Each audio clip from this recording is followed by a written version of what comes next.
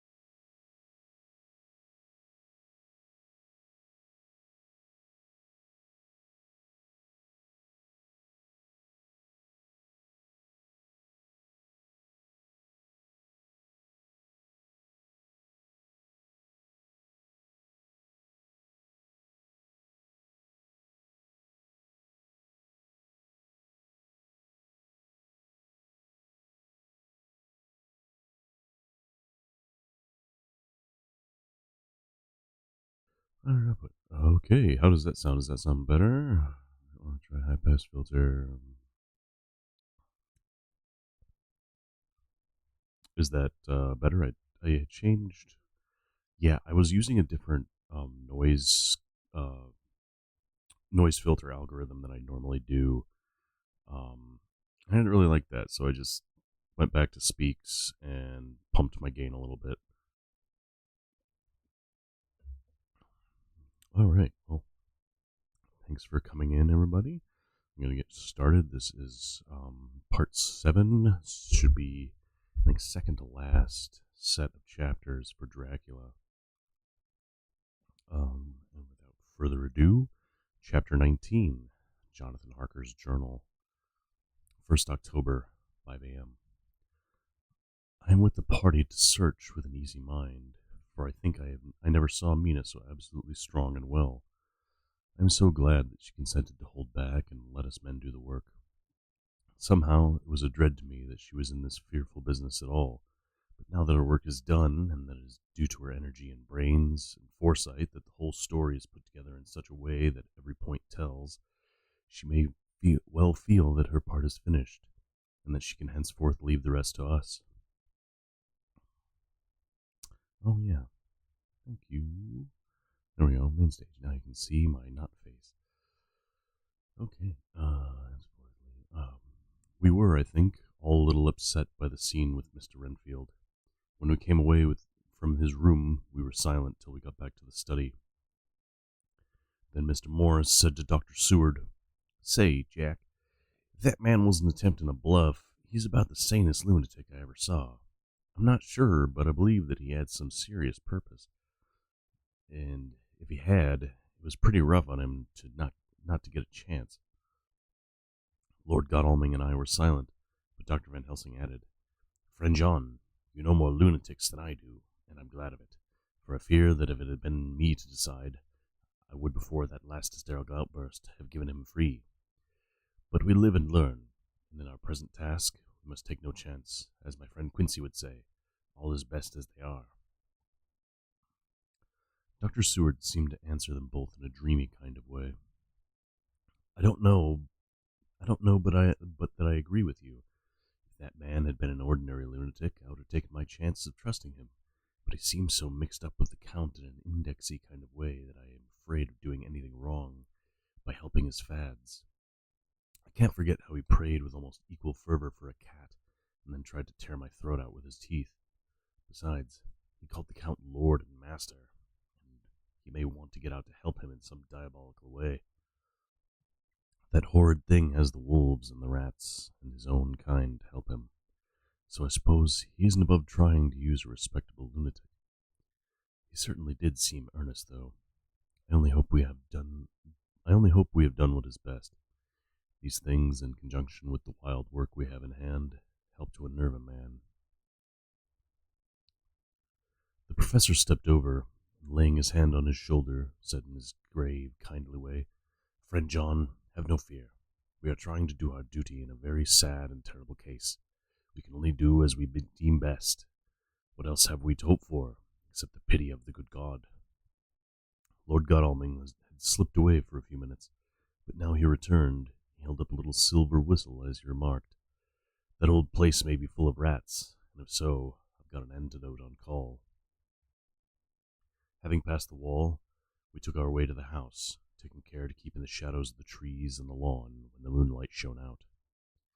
When we got to the porch, am I peeking out? My monitoring keeps dipping a little bit below the music, so I can't quite tell if I'm cutting off. Having passed the wall, we took our way to the house, taking care to keep in the shadows of the trees and the lawn when the moonlight shone out. When we got to the porch, the professor opened his bag and took out a lot of things, which he laid on the step, sorting them into 4 little groups, evidently one for each. Then he spoke. "My friends, we are going into terrible danger, and we need arms of many kinds. Our enemy is not merely spiritual. Remember that he has the strength of 20 men, and that through our necks or our windpipes are of the common kind, and therefore breakable or crushable. His are not amenable to mere strength. A stronger man, or a body of men more strong in all than him, can at certain times hold him, but they cannot hurt him as they can be hurt by him. We must, therefore, guard ourselves from his touch. Keep this near your heart." As he spoke, he lifted a little silver crucifix and held it out to me. I, being nearest to him, "Put these flowers around your neck." Here he handed me a wreath of withered garlic blossoms. For other enemies more mundane, this revolver and this knife. And for aid in all, these so small electric lamps which you can fasten to your breast. And for all, and above all, the last, this, which we must not desecrate needless. This was a portion of sacred wafer, which he put in an envelope and handed to me. Each of the other was similarly equipped. Music's a little loud. Okay, I'll take the edge off of that. Okay. Dr. Seward tried one or two skeleton keys. Oh, wrong paragraph. Now, he said, "Friend John, where are the skeleton keys? If so that we can open the door, we need not break house by the window as before at Miss Lucy's." Dr. Seward tried one or two skeleton keys, his mechanical dexterity as a surgeon standing him in good stead. Presently, he got one to suit. After a little play back and forth, forward the bolt yielded, and with a rusty clang, shot back. We pressed on the door, the rusty hinges creaked, and it slowly opened. It was startling. It was startlingly like the image conveyed to me in Dr. Seward's diary of the opening of Miss Westenra's tomb.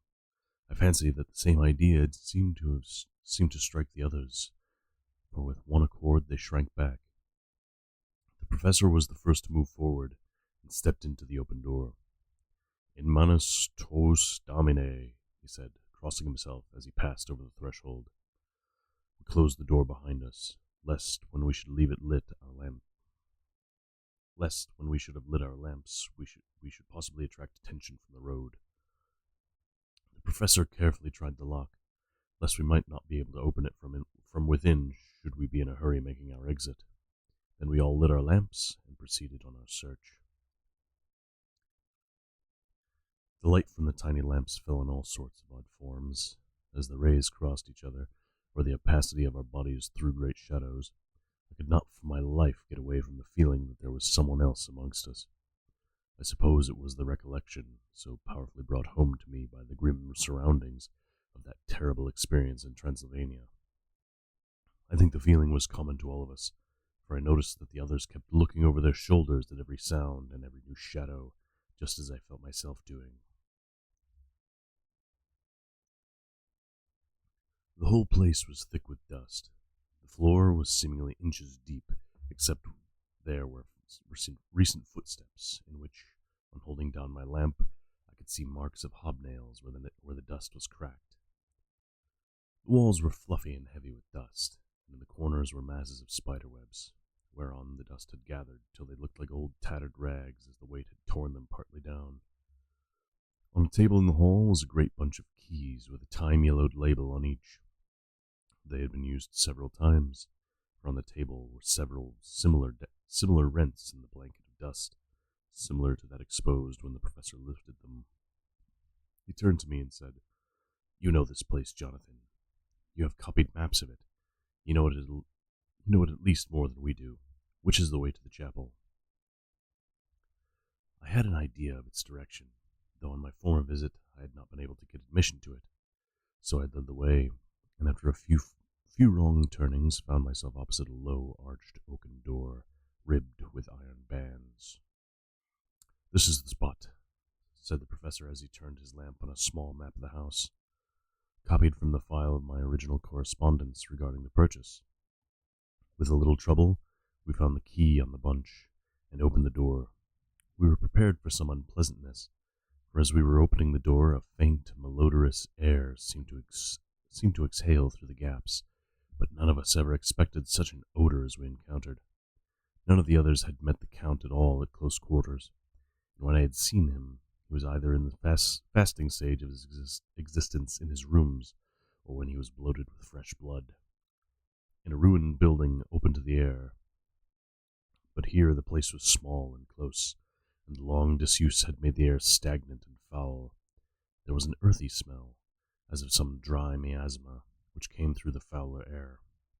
But as to the odor itself, how shall I describe it? It was not alone that it was composed of all the ills of mortality, and with the pungent, acrid smell of blood, but it seemed as though corruption had become itself corrupt. Faugh! It sickens me to think of it. Every breath exhaled by that monster seems to have clung to the place and intensified its loathsomeness.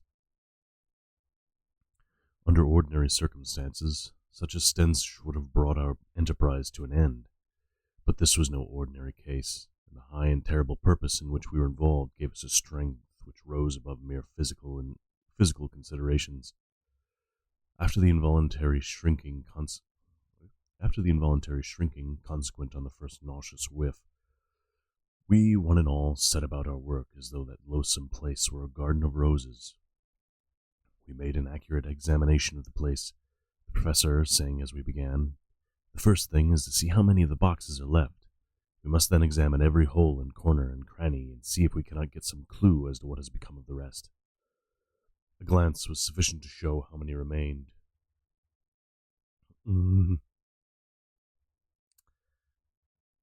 Huh. I don't remember putting a blurb on that one. But okay, yeah, give me just a second. It's the first time I've had that one redeemed. 1, 2, 3, 4, 5. Thank you for the squats. Thank you for making the rock move. A glance was sufficient to show how many remained, for the great earth chests were bulky, and there was no mistaking them. There were only 29 left out of the 50. Once I got a fright, for seeing Lord Godalming suddenly turn and look out at the bolted door into the dark passage beyond. I looked too, and for an instant my heart stood still. Somewhere, looking out from the shadows, I seemed to see the highlights of the Count's evil face, the ridge of the nose, the red eyes, the red lips, the awful pallor. It was only for a moment, for as Lord Godalming said, "I thought I saw a face, but it was only the shadows," and resumed his inquiry. I turned my lamp in the direction and stepped into the passage. There was no sign of anyone, as there were no corners, no doors, no aperture of any kind, but only the solid walls of the passage. There could be no hiding places even for him. I took it that fear had helped imagination, and said nothing.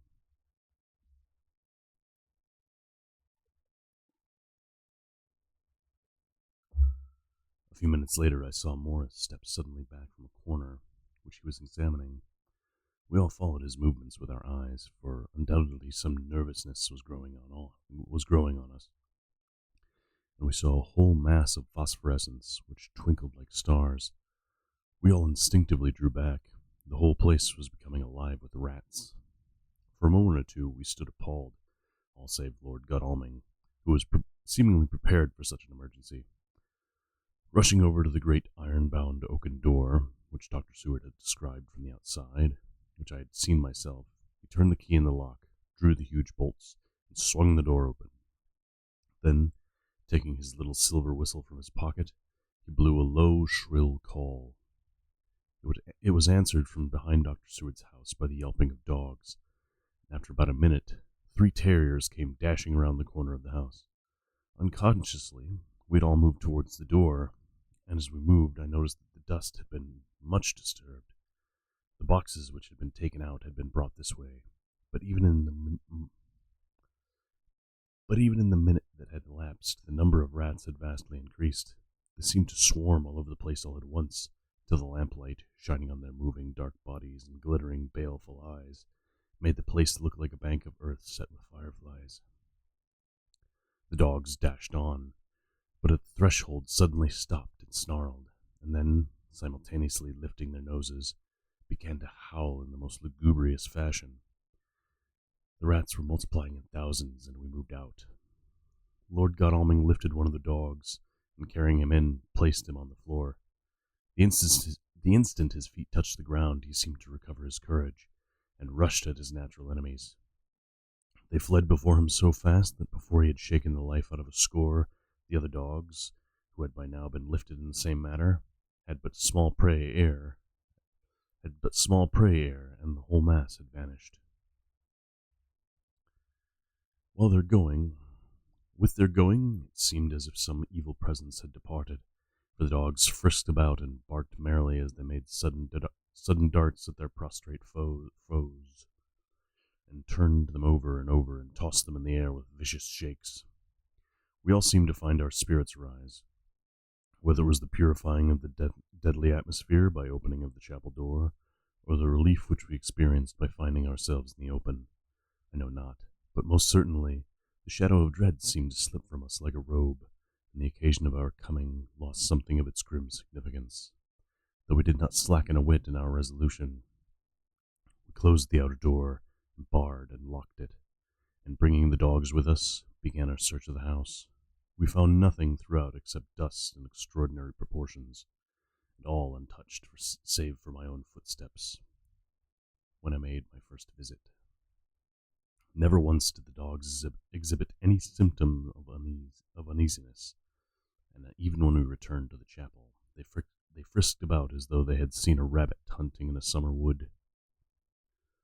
The morning was quickening in the east when we emerged from the front. Dr. Van Helsing had taken the key of the hall door from the bunch and locked the door in orthodox fashion, putting the key into his pocket when he had done. "So far," he said, "our night has been eminently successful. No harm has come to us, as I feared might be, and yet we have ascertained how many boxes are missing. More than all do I rejoice that this, our first and perhaps our most difficult and dangerous step, has been accomplished without the bringing thereinto our most sweet Madam Mina, or troubling her, waking or sleeping, thoughts with sights and sounds and smells of horror which she might never forget. One lesson, too, we have learned. If it be allowable to argue a particulari,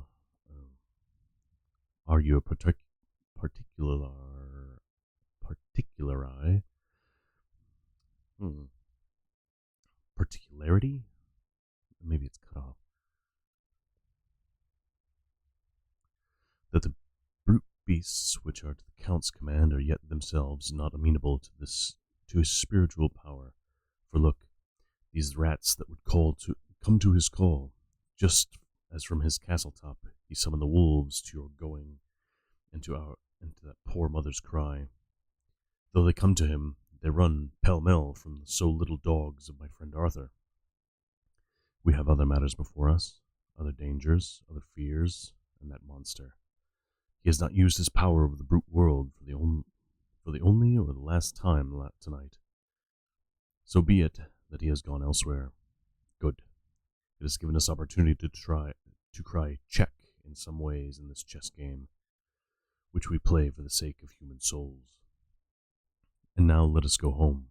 The dawn is close at hand, and we have reason to be content with our first night's work. It may be ordained that we may have many nights and days to follow, if full of peril, but we must go on, and from no danger shall we shrink.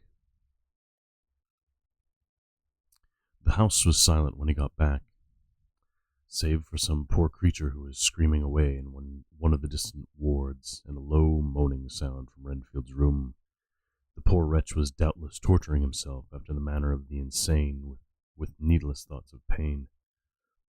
I came tiptoe into our own room, and found Mina asleep, breathing so softly that I had put my ear down to her, to hear it. She looks paler than usual. I hope the meeting tonight has not upset her. I'm truly thankful that she is to be left out of our future work, and even of our deliberations. It is too great a strain for a woman to bear.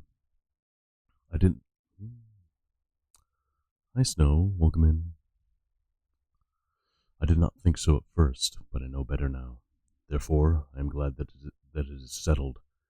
There may be things which would frighten her to hear, and yet to conceal them from her might be worse than to tell her if once she suspected that there was any concealment. Henceforth, our work is to be a sealed book to her, till at least such time as we can tell her that all is finished. Yes, it's hard for reading. Henceforth, our work is to be a sealed book to her, till at least such time as we can tell her that all is finished, and the earth free from a monster of the netherworld.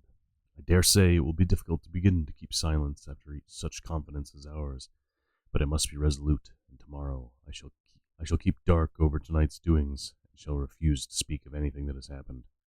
I rest on the sofa so as not to disturb her.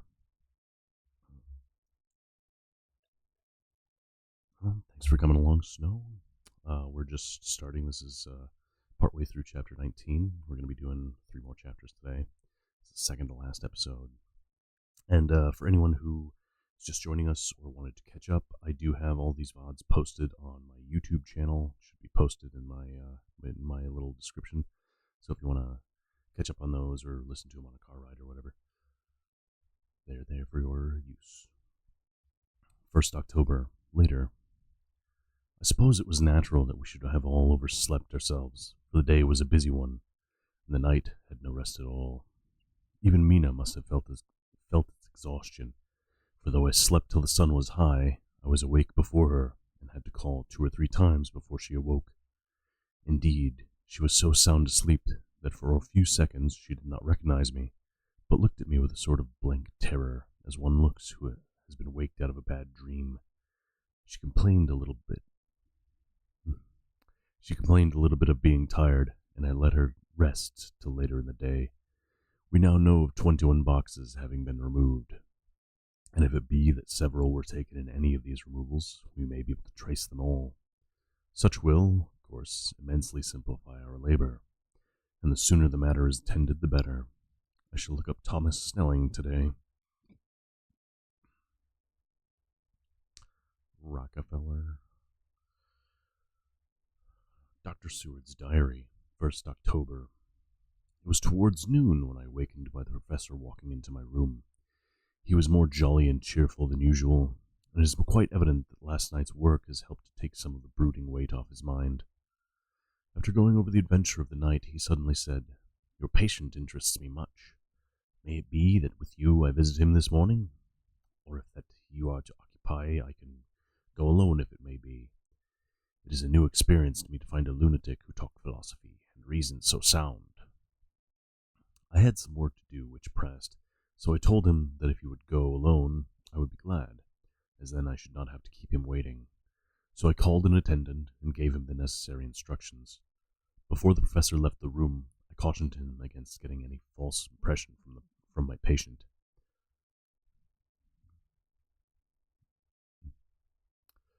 But he answered, "I want him to talk of himself, and of his delusion as to consuming live things. He said to Madame Mina, as I see in your diary of yesterday, that he had once had such a belief. Why do you smile, friend John?" "Excuse me," I said, "but the answer is here." I laid my hand on the typewritten matter. "When our sane and learned lunatic made the very statement of how he used to consume life, his mouth was actually nauseous with the flies and spiders which he had eaten just before Mrs. Harker entered the room." Van Helsing smiled in return. "Good," he said. "Your memory is true, friend John.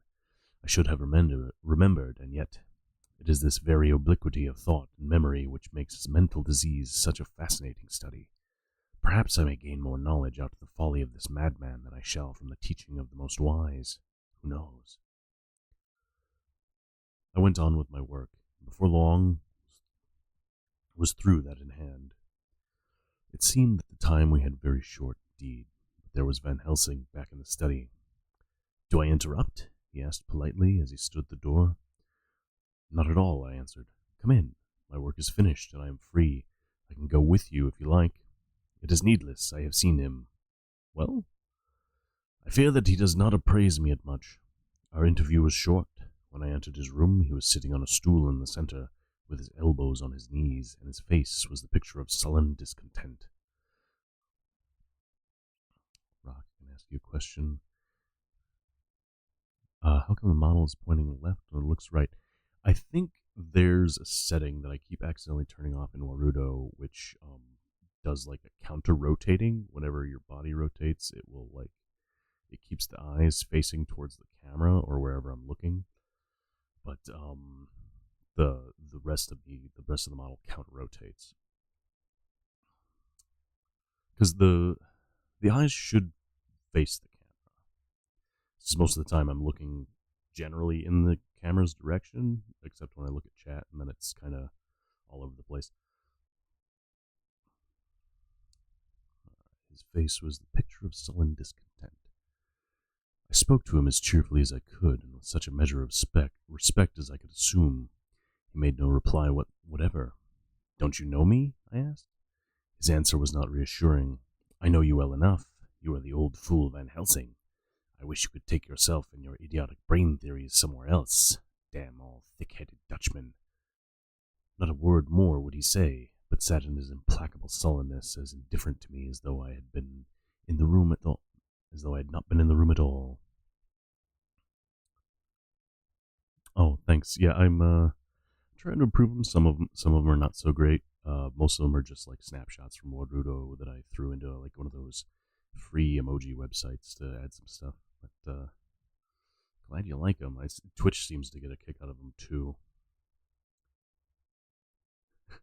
None of Phase 6 one. I guess I'll have to do something a little more spicy for you, Snow.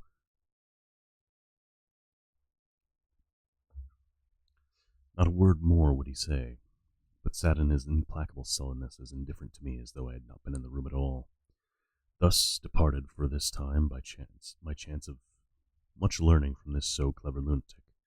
So I shall go, if I may, and cheer myself with a few happy words with that sweet soul Madam Mina. Friend John, it does rejoice me unspeakable that she is no more to be pained, no more to be worried with our terrible things, though we shall much miss her help. It is better so. Hi Twitch, message deleted. I agree with you with all my heart, I answered earnestly, for I not want him to weaken in this matter. Mrs. Harker is better out of it.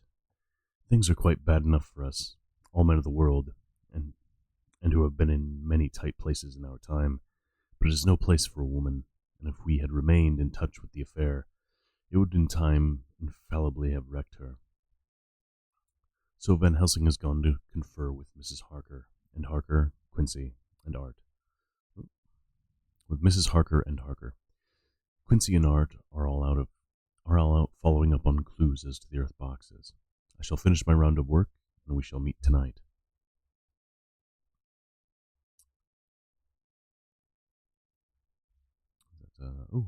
Three stream watch streak. Thank you, Twitch. Thank you for coming back.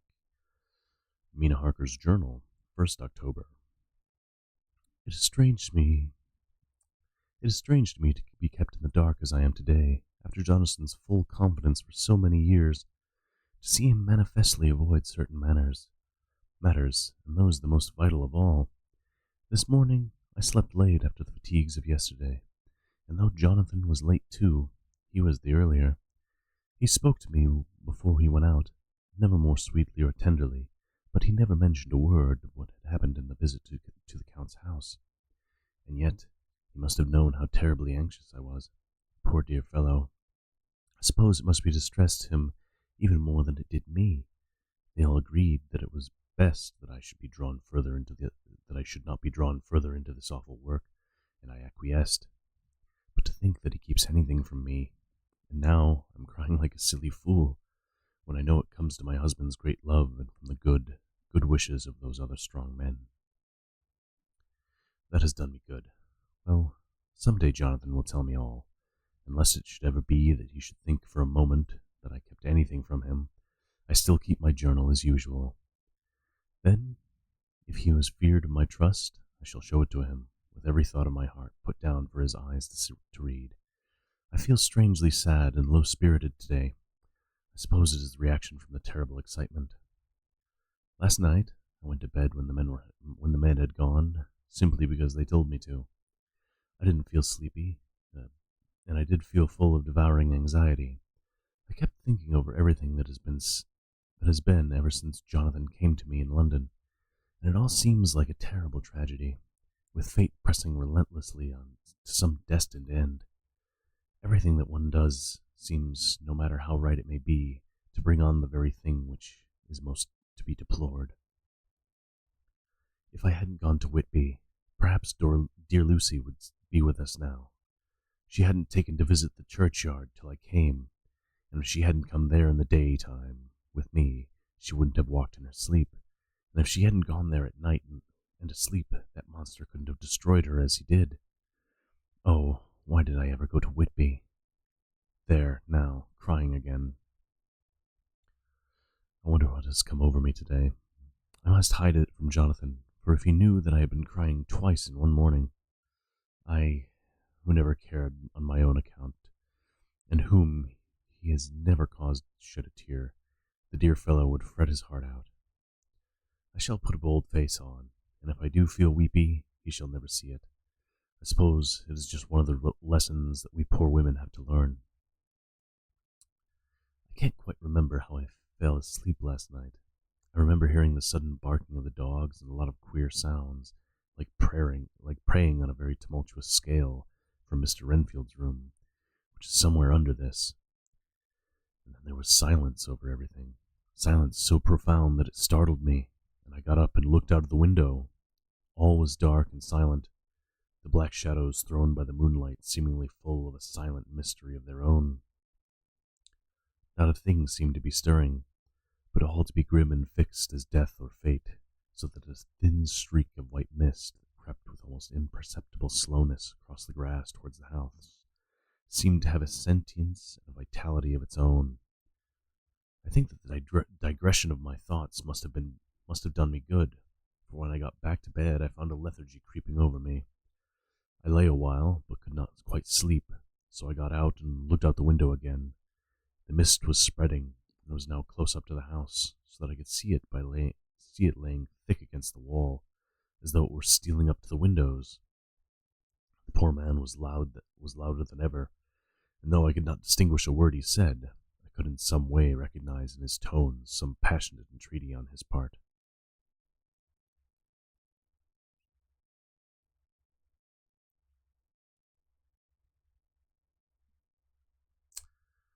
Then there was the sound of a struggle, and I knew that the attendants were dealing with him.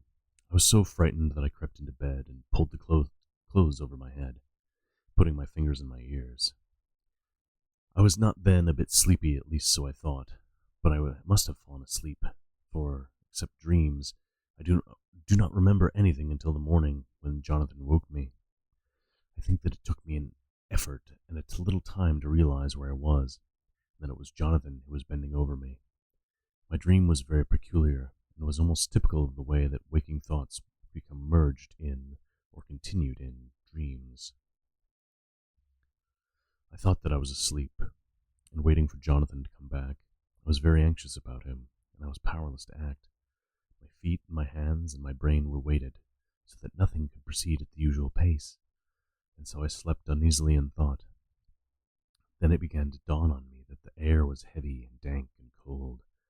I put back the clothes from my face, and found to my surprise that all was dim around. The gaslight, which I had left lit for Jonathan, but turned down, came only but a tiny red spark through the fog, which had evidently grown thicker and poured into the room.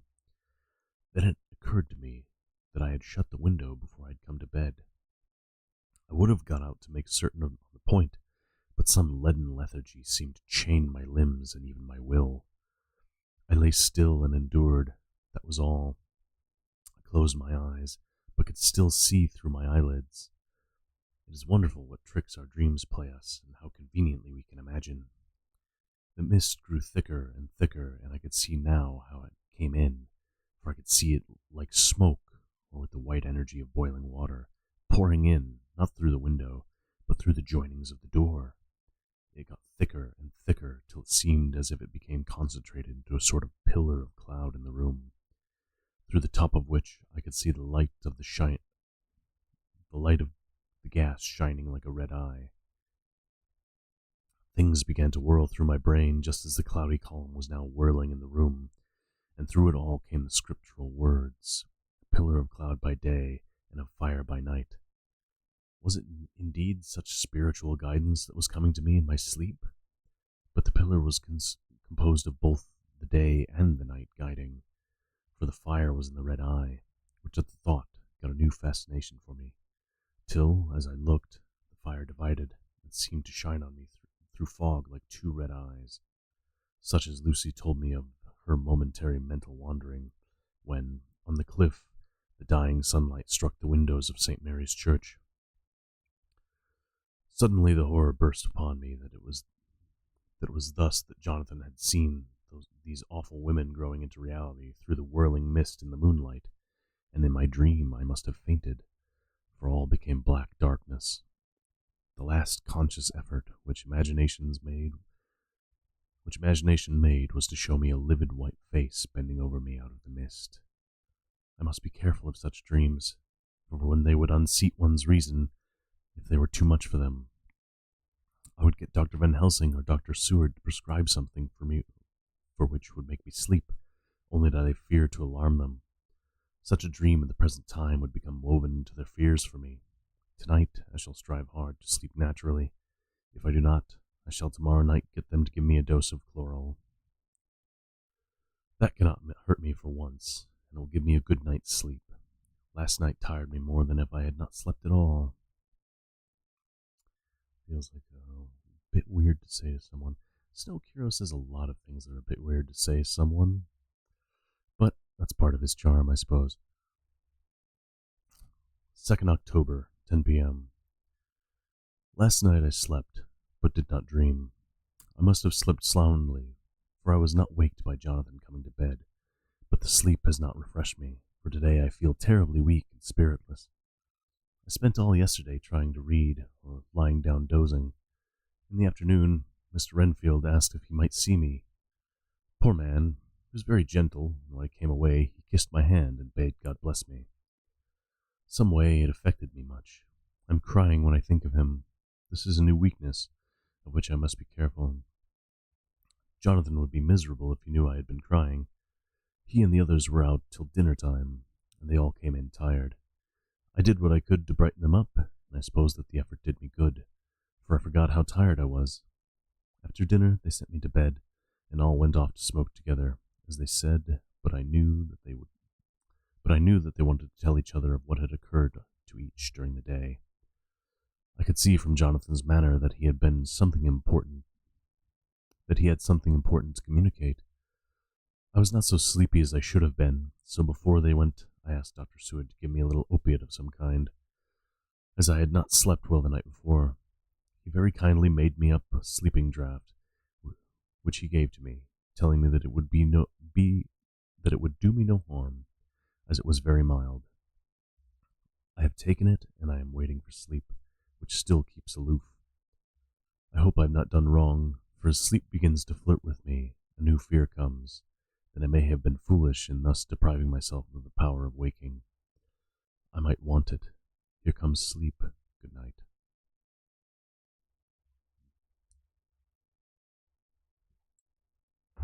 Chat paused due to scroll. Why am I scrolling? Okay, there we go. No, I'm not.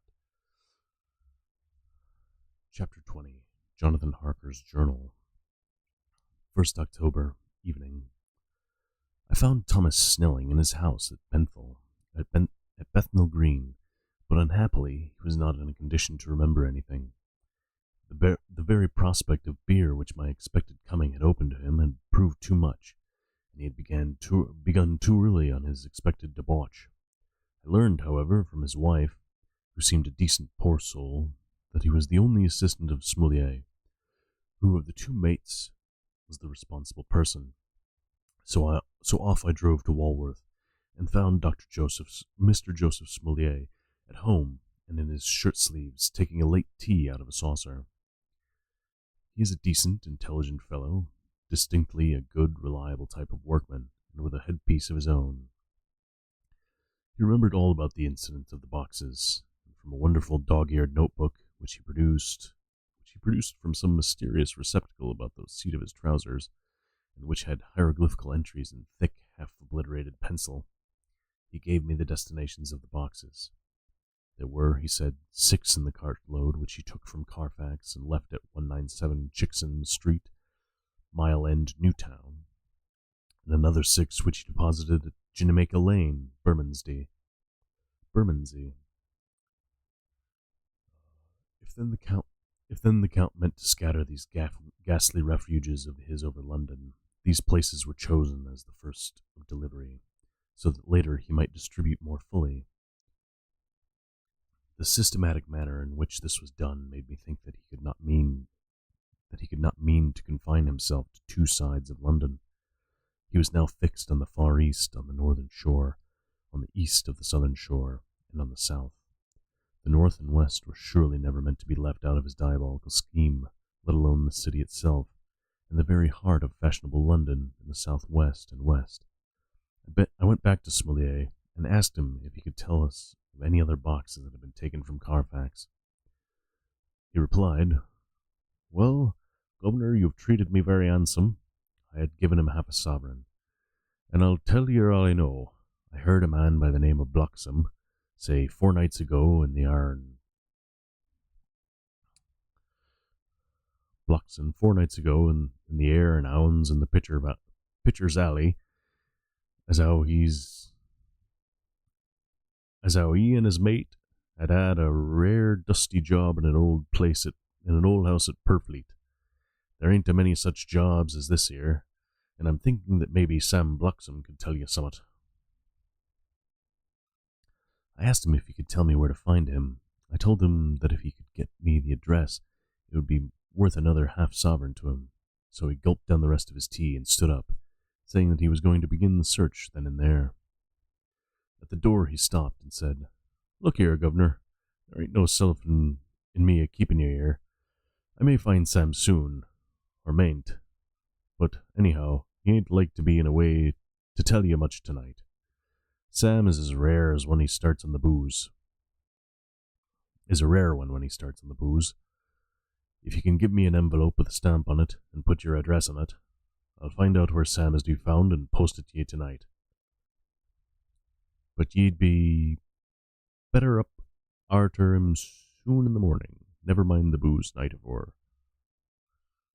It's so hard to read some of these passages that are all slanged up. This was all practical, so one of the children went off with a penny to buy an envelope and a sheet of paper, and to keep the change. When she came back, I addressed the envelope and stamped it, and when Smillet had again faithfully promised to post the address when found, I took my way to home. We're on the track, anyhow. I am tired tonight, and I want to sleep. Mina is fast asleep and looks a little too pale. Her eyes look as though she has been crying. Poor dear. Welcome in, silly. I've no doubt it frets her to be kept in the dark, and it may wake her doubly anxious about me and the others. But it is best as it is. It is better to be disappointed and worried in such a way now than to have her nerve broken. The doctors were quite right to insist on her being kept out of this dreadful business. I must be firm, for on me this particular burden of silence must rest. I shall not ever enter on the subject with her under any circumstances. Indeed, it may not be a hard task after all, for she herself has become reticent on the subject, and has not spoken of the Count or his doings ever since we told her of our decision. 2nd October evening. A long and trying and exciting day. By the first post, I got my directed envelope with a dirty scrap of paper enclosed. I'm not flustered. On which was written with a carpenter's pencil, in a sprawling hand, "Sam Bloxham, Corcoran's, 4 Potter's Court, Bartell Street, Walworth. Arsk for the depite." Arsk for the depite. Arsk for the deputy. Maybe that's what it is. Deputy. You can't hear the sounds. Oh, maybe my warp is broken. Hold on.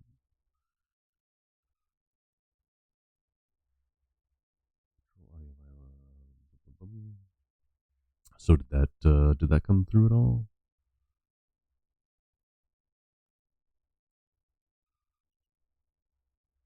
Shit. So I guess you can't hear the barks. Oh well. Goddamn. I'll have to figure that out later. I'll put that on the list of things. Anyway, 2nd October evening. Wait. Oh no, I already read that. I got the letter in bed and rose without waking Mina. She looked heavy and sleepy and pale, and far from well. Yeah, help.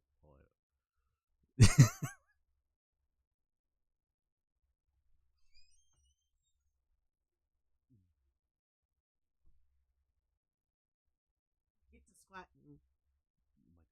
I know. Get to squatting. Oh, that's why you can't hear it. You just have audio muted.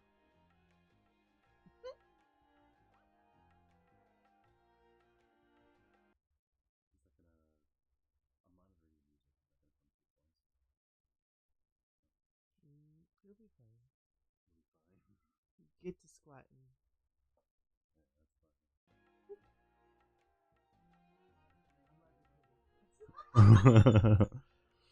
Is anything coming through doubled? Is the music doubling over?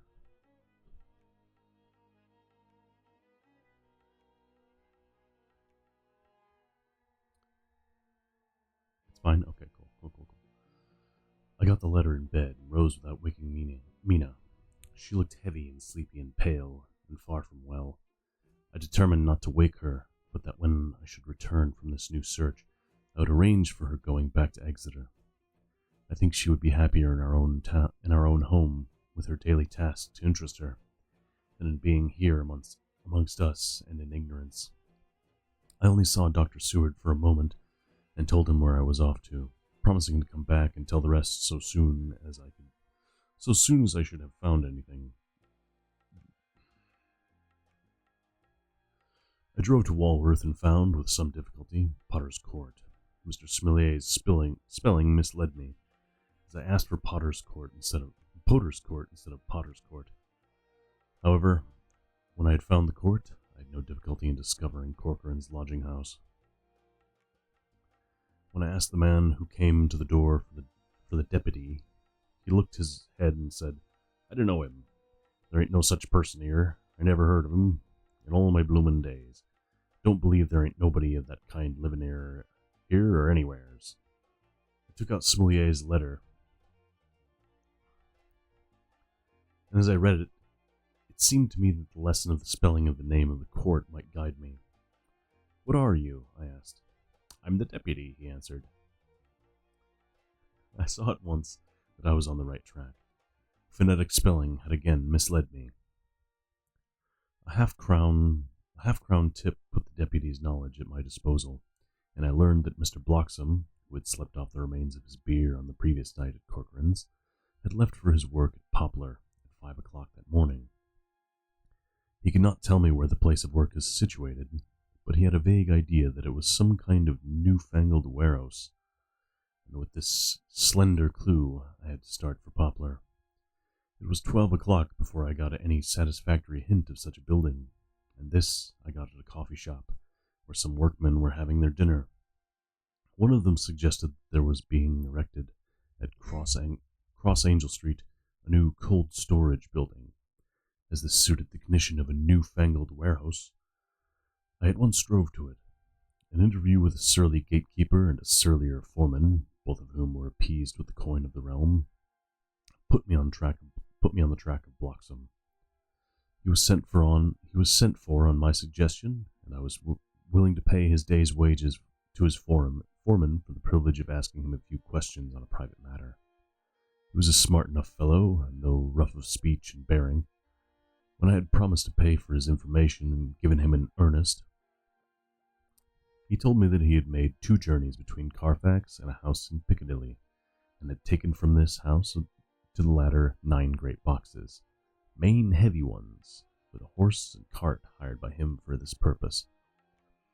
I asked him if he could tell me the number of the house in Piccadilly, to which he replied, "Well, governor, I forget the number, but it was only a few doors from a big white church, or something of the kind, not long built.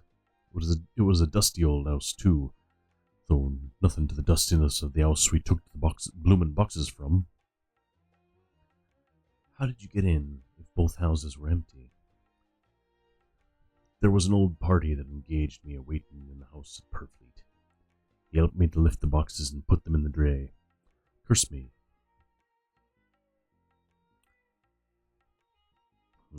but he was the strongest chap I ever struck, and him an old feller with a white mustache, one that thin you would think he couldn't throw a shatter."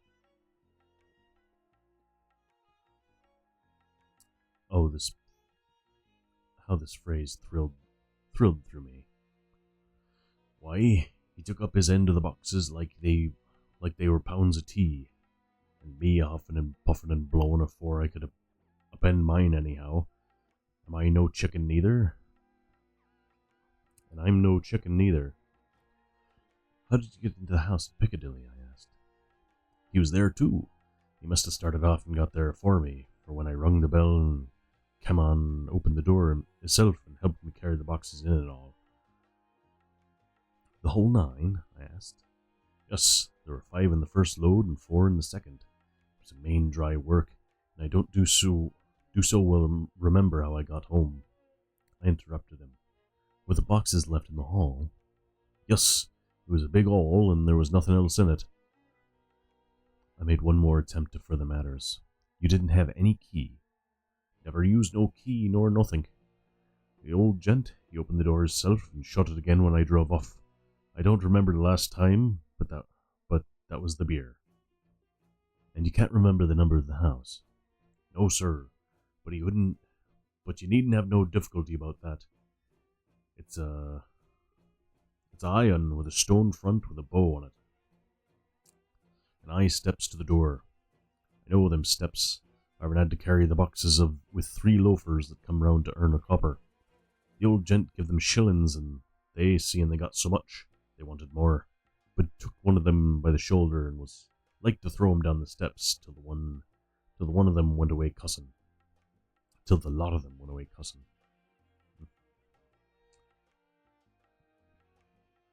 Oh, that's a nice pop feature. Thank you, Starry.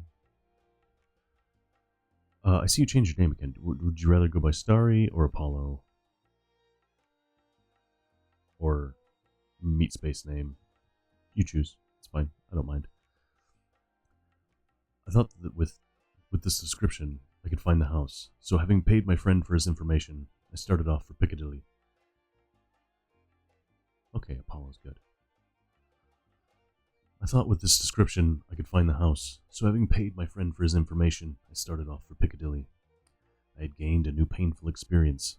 The Count could, it was evidence, handle the earth boxes himself. If so, time was precious, for now he had achieved a certain amount of distribution. He could, by choosing his own time, complete the task unobserved.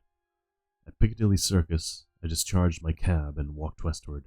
Beyond the Junior Constitutional, I came across the house described, and was satisfied that it was the next of the lairs arranged by Dracula. The house looked as though it had been long untenanted.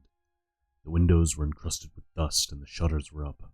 All the framework was black with time, and from the iron the paint had mostly scaled away. It was evident that up to lately there had been a large notice board in front of the balcony. It had, however, been roughly torn away. The uprights which had supported it still remained. Behind the rails of the balcony, I saw there were some loose boards whose raw edges looked white. I would have given a good deal to have been able to see the notice board intact, as it would, perhaps, have given some clue to the ownership of the house. I remembered my experience of the investigation and purchase of Carfax, and could not feel but if I could find the former owner, there might be some means discovered of gaining access to the house. There was at present nothing to be learned from the Piccadilly side, and nothing could be done. So I went around to the back to see if anything could be gathered from this quarter. The mews were active, the Piccadilly houses being mostly in occupation. I asked 1 or 2 of the grooms and helpers whom I saw around if they could tell me anything about the empty house. One of them said that he heard it had lately been taken, but he couldn't say from whom. He told me, however, that up to very lately there had been a notice board for sale up, and that perhaps Mitchell, Sons and Candy, the house agents, could tell me something, as he thought he remembered seeing the name of that firm on the board. I did not wish to seem too eager, or to let my informant know or guess too much, so thanking him in the usual manner, I strolled away. It was now growing dusk, and the autumn night was closing in, so I did not lose any time. Having learned the address of Mitchell, Sons and Candy from a directory at the Berkeley, I was soon at their office in Sackville Street. The gentleman who saw me was particularly suave in manner, but uncommunicative in equal proportion. Having once told me that the Piccadilly house, which throughout our interview he called a mansion, was sold, he considered my business as concluded. When I asked who had purchased it, He opened his eyes a thought wider, and paused a few seconds before replying, "It is sold, sir." "Pardon me," I said with equal politeness, "but I have special reason for wishing to know who purchased it." Again he paused longer, and raised his eyebrows still more. "It is sold, sir," was again his laconic reply. "Surely," I said, "you do not mind telling me... Surely," I said, "you do not mind letting me know so much." "But I do mind," he answered. "The affairs of their clients are absolutely safe in the hands of Mitchell, Sons and Candy." This was manifestly a prig of the first water, and there was no use arguing with him.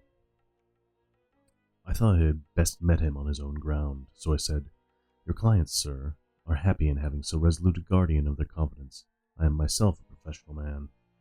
Here I handed him my card. In this instance, I am not prompted by curiosity.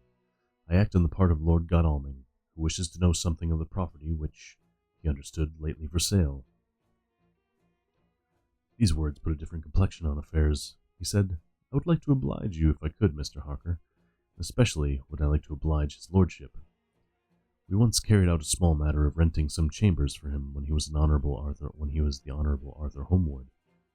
If you will let me have his lordship's address, I will consult the house on the subject, and will, in any case, communicate with his lordship by tonight's post. It will be my pleasure if we can go so far deviate from our rules as to give the required information to his lordship." I wanted to secure a friend, and not to make an enemy, so I thanked him, gave the address at Dr. Seward's, and came away. It was now dark, and I was tired and hungry. I got a cup of tea at the Aerated Bread Company, and came down to Purfleet by the next train. I found all the others at home. Mina was looking tired and pale, but she made a gallant effort to be bright and cheerful. It wrung my heart to think that I had to keep anything from her, and so caused her inquietude. Thank God this will be the last night of her looking on at our conferences, and feeling the sting of our not showing our confidence. It took all my courage to hold to the wise resolution of keeping her out of this grim task. She seems somehow more reconciled, or else the very subject seems to have become repugnant to her, for when any accidental allusion is made, she actually shudders. I'm glad we made our resolution in time, as with such a feeling as this, our growing knowledge would be torture to her.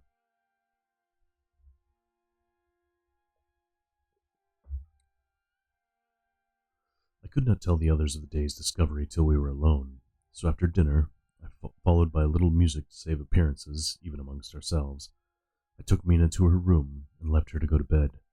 The dear girl was more affectionate with me than ever, and clung to me as though she would detain me. But there was much to be talked of, and I came away. Thank God, the ceasing of telling things made no difference between us. When I came down again, I found the others all gathered round the fire in the study. In the train, I had written my diary so far, and simply read it off to them as the best means of getting them abreast of my own information. When I had finished, Van Helsing said, "This has been a great day's work, friend Jonathan. Doubtless we are on the track of the missing boxes. If we find them all in that house, then our work is near the end. But if there be some missing, we must search until we find them. Then shall we make our final coup and hunt the wretch to his real death." We all sat silent a while, and all at once Mr. Morris spoke. "Say, how are we going to get into that house?" "We got it to the other one," answered Lord Godalming quickly. "But Art, this is different. We broke house at Carfax, but we had night and a walled park to protect us. It'll be a mighty different thing to commit burglary in Piccadilly, either by day or night. I confess I don't see how we're going to get in unless that agency duck can find us a key of some sort." Lord Godalming's brows contracted, and he stood up and walked about the room. By and by he stopped and said, turning from one another of us, "Quincy's head is level. This burglary business is getting serious. We got off once all right, but we have now a rare job on hand, unless we can find the Count's key basket. As nothing could well be done before morning, and as it would be at least advisable to wait till till Lord Godalming should hear from Mitchell's, we decided not to take any active step before breakfast time. For a good while we sat and smoked, discussing the matter in its various lights and bearings. I took the opportunity of bringing this diary right up to the moment. I am very sleepy and shall go to bed. Just a line. Mina sleeps soundly and her breathing is regular. Her forehead is puckered up into little wrinkles, as though she thinks even in her sleep. She is still too pale, but does not look so haggard as she did this morning. Tomorrow will, I hope, mend all this. She will be herself at home in Exeter. Oh, but I am sleepy. Dr. Seward's Diary, 1st October. I'm puzzled afresh about Renfield. His moods change so rapidly that I find it difficult to keep touch of them, and as they always mean something more than his own well-being, they form a more than interesting study. This morning, when I went to see him after his repulse of Dr. Van Helsing, his manner was that of a man commanding destiny. He was, in fact, commanding destiny, subjectively. He did not really care for any of the things of mere earth. He was in the clouds and looked down on all the weaknesses and wants of us poor mortals. I thought I would improve the occasion and learn something, so I asked him, what about the flies these times? He smiled on me in quite a superior sort of way, such a smile as would have become the face of Malvolio, as he answered me, The fly, my dear sir, is one striking feature. Its wings are typical of the aerial powers of the psychic faculties. The ancients did well when they typified the soul as a butterfly. I thought I would push his analogy to its utmost logically, so I said quickly, Oh, it is a soul you're after now, is it? His madness foiled his reason, and a puzzled look spread over his face, as shaking his head with a decision which I had but seldom seen in him.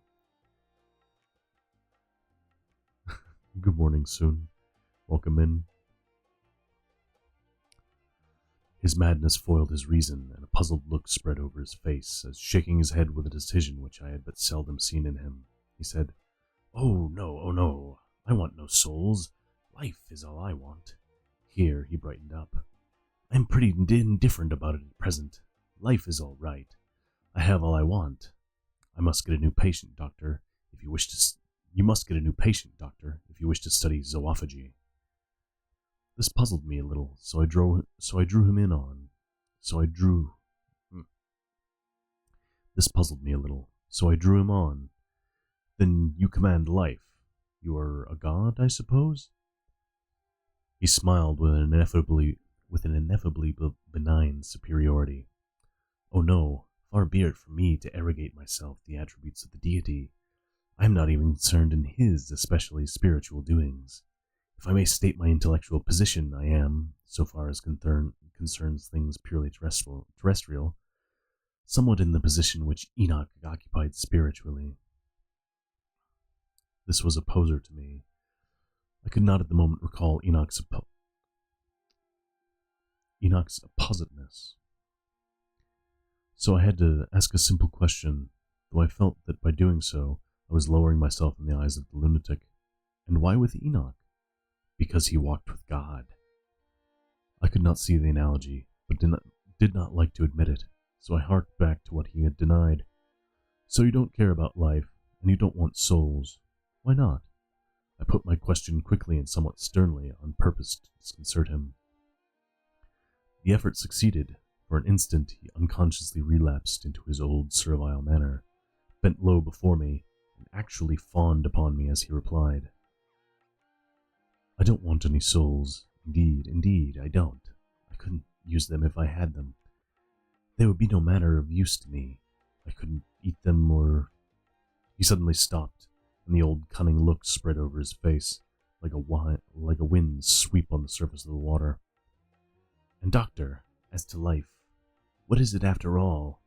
When you've got all you require and you know what you will never want, that is all. I have friends, good friends, like you, Dr. Seward. This was said with a leer of inexpressible cunning.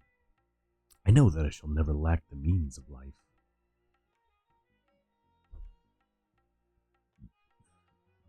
Excuse me. I think the that through the cloudiness of his insanity he saw some antagonism in me, for he at once fell back on the last refuge of such as he, a dogged silence. After a short time, I saw that for the present it was useless to speak to him. He was sulky, and so I came away. Later in the day, he sent for me. Ordinarily, would not have come without special reason, but just at present, I am so interested in him that I would gladly make an effort. Besides, I am glad to have anything to help pass the time. Harker is out, following up clues, and so are Lord Godalming and Quincy. Van Helsing sits in my study, poring over the record prepared by the Harkers. He seems to think that by accurate knowledge of all details, he will light upon some clue. He does not wish to be disturbed in the work without cause. I would have taken him with me to see the patient, only I thought that after his last repulse, he might not care to go again. There was also another reason. Renfield might not speak so freely before a third person as when he and I were alone. I found him sitting in the middle of the floor on his stool, a pose which is generally indicative of some mental energy on his part. When I came in, he said at once, as though the question had been waiting on his lisp, "What about souls?" It was evident that my surmise had been correct. Unconscious celebration was doing its work, even with the lunatic. I determined to have the matter out. "What about them yourself?" I asked. He did not reply for a moment, but looked all around him, and up and down, as though he expected to find some inspiration for an answer. "I don't want any souls," he said in a feeble, apologetic way. The matter seemed preying on his mind, and so I determined to use it. To be cruel only to be kind. So I said, "You like life, and you want life." "Oh yes, but that is all right. We needn't worry about that." "But," I asked, "how are we to get the life without getting the soul also?" This seemed to puzzle him, so I followed it up. A nice time you'll have some time when you're flying out here with the souls of thousands of flies and spiders and birds and cats buzzing and twittering and moaning all around you. You've got their lives, you know, and you must put up with their souls. Something seemed to affect his imagination, for he put his fingers to his ears and shut his eyes, screwing them up tightly, just as a small boy does when his face is being soaped. There was something pathetic in it that touched me. It also gave me a lesson, for it seemed that before he was a child, only a child. Though the features were worn and the stubble on his jaws was white, it was evident that he was undergoing some process of mental disturbance, and knowing how his past moods had interpreted things seemingly foreign to himself, I thought I would enter into his mind as well as I could and go with him.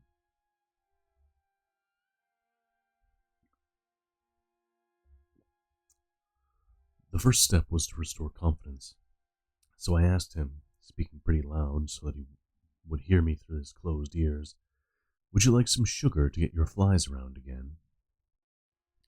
He seemed to wake up all at once and shook his head. With a laugh he replied, "Not much. Flies are poor things after all."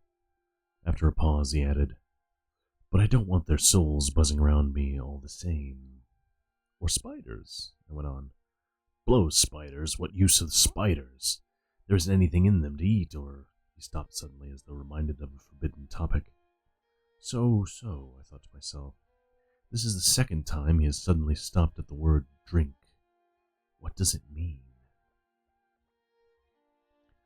Renfield seemed himself aware of having made a lapse, for he hurried on, as though to distract my attention from it. "I don't take any stock at all in such matters. Rats and mice and such small deer, as Shakespeare has it, chicken feed of the larder, they might be called. I'm past all that sort of nonsense. You might as well ask a man to eat molecules with a pair of chopsticks as to try and interest me with the less carnivora. And I know of what is before me." "I see," I said. "You want big things that can make your teeth meet in. How would you like to breakfast on an elephant?" "What ridiculous nonsense are you talking?" He was getting too wide awake, so I thought I would press him hard. "I wonder," I said reflectively, what an elephant's soul is like." The effect that desired was obtained, for he at once fell from his high horse and became a child again. "I don't want an elephant soul, or any soul at all," he said. For a few moments he sat despondently. Suddenly he jumped to his feet, with his eyes blazing and all the signs of intense cerebral excitement.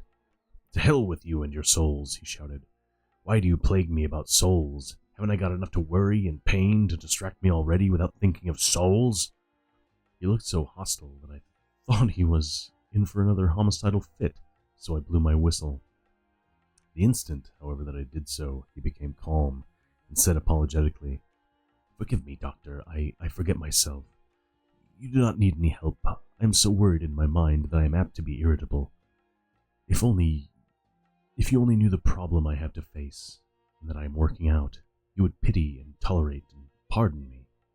Pray do not put me in a strait waistcoat. I want to think, and I cannot think freely when my body is confined. I'm sure you'll understand." He had evidently self-control, so when the attendants came, I told them not to mind, and they withdrew. Renfield watched them go, and when the door was closed, he said with considerable dignity and sweetness, "Dr. Seward, you have been very considerate towards me. Believe me that I am very, very grateful to you." I thought it well to leave him in this mood, and so I came away. There is certainly something to ponder over this man's state. Several points seem to make what the American interviews call a story, so if one could only get them in proper order, here they are. Will not mention drinking. Fears the thoughts of being burdened with the soul of anything. Has no dread of wanting life in the future. Despises the meaner forms of life altogether, though he dreads being haunted by their souls. Logically, all these things point one way. He has assurance of some kind that he will acquire some higher life. He dreads the consequence, the burden of a soul. Then it is a human life he looks to. The assurance. Merciful God, the Count has been to him, and there is some new scheme of terror afoot. Later, I went after my round to Van Helsing and told him my suspicion. He grew very grave, and after thinking the matter over for a while, asked me to take him to Renfield. I did so. As we came to the door, we heard the lunatic within singing gaily, as he used to do in the time which now seems so long ago. When we entered, we saw with amazement that he had spread out his sugar as of old. The flies, lethargic with autumn, were beginning to buzz into the room. We tried to make him talk of the subject of our previous conversation, but he would not attend. He went on with his singing, just as though we had not been present. He had got a scrap of paper and was folding it into a notebook. We had come away as ignorant as we went in. His is a curious case indeed. We must watch him tonight. Letter, Mitchell, Sons and Candy, to Lord Godalming. 1st October. My Lord, we are at all times only too happy to meet your wishes. We beg, with regard to the desire of your lordship, expressed by Mr. Harker on your behalf, to supply the following information concerning the sale and purchase of number 347 Piccadilly. The original vendors are the executors of the late Mr. Archibald Winter Suffield. The purchaser is a foreign nobleman, Count de Ville, who effected the purchase himself, paying the purchase money in notes over the counter, if your lordship will pardon us using so vulgar an expression. Beyond this, we know nothing whatever of him. We are, my lord, your lordship's humble servants, Mitchell, Sons and Candy. Dr. Seward's Diary, 2nd October. Just a second, I need to take a drink.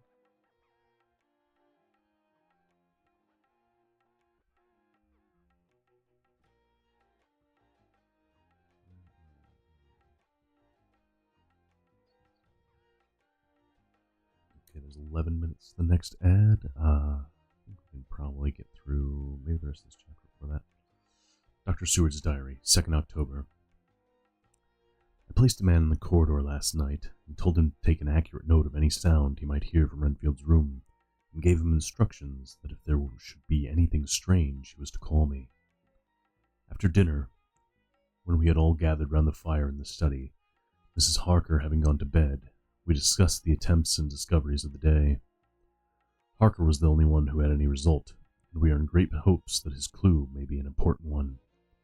Before going to bed, I went round to the patient's room and looked in through the observation trap. He was sleeping soundly. His heart rose and fell with regular respiration. This morning, the man on duty reported to me that a little after midnight he was restless and kept saying his prayers somewhat loudly. I asked him if that was all. He replied that it was all he heard. There was something about his manner so suspicious that I asked him point blank if he had been asleep. He denied sleep, but admitting to having dozed for a while. It is too bad that men cannot be trusted unless they are watched. Today, Harker is out following up his clue, and Art and Quincy are looking after horses. Godalming thinks that it will be well to have horses always in readiness, for when we get the information which we seek, there will be no time to lose. We must sterilize all the imported earth between sunrise and sunset. We shall not catch the Count at his weakest, and without a refuge to fly to. Van Helsing is off to the British Museum, looking up some authorities on ancient medicine. The old physicians took account of things which their followers do not accept, and the professor is searching for witch and demon cures which may be useful to us later.